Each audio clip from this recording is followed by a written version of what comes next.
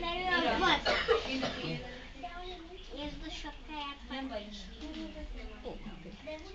Kapott vadállatot. Ott a farkas Zoltánra 3 nyúl.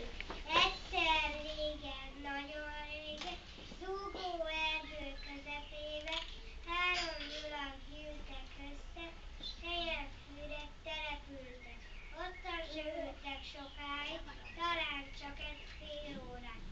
Mikor megkedte, hogy már végre hazamennek, Szalka felettük szállott, és mit jártak? Mit csináltak 3 nyulak?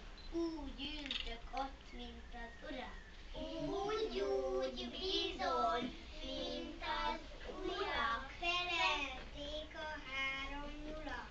Ezután már urak leszünk, ebédre rókahúst eszünk, nem fogjuk az időt lopni, most indulunk rókafogni.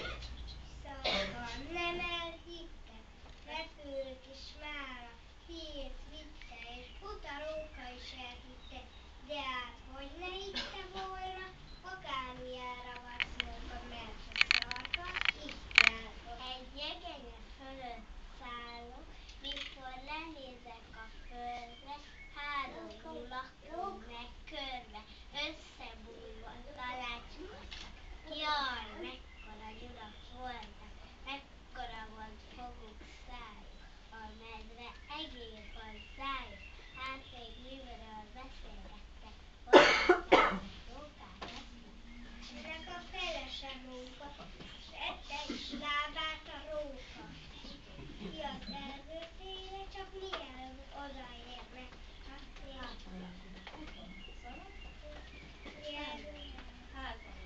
Futott szalad, szembe vele farkas halad.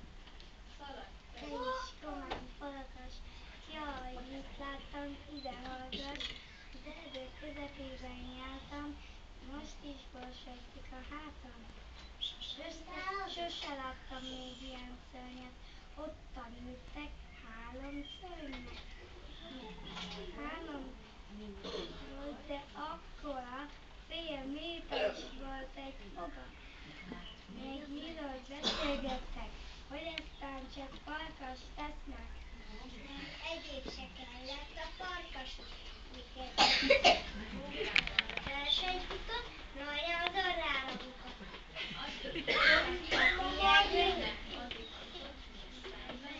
Jött egy nagy medve.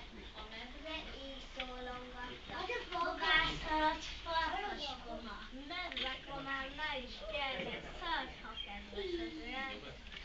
Erdő közepében álltam, jól jártam.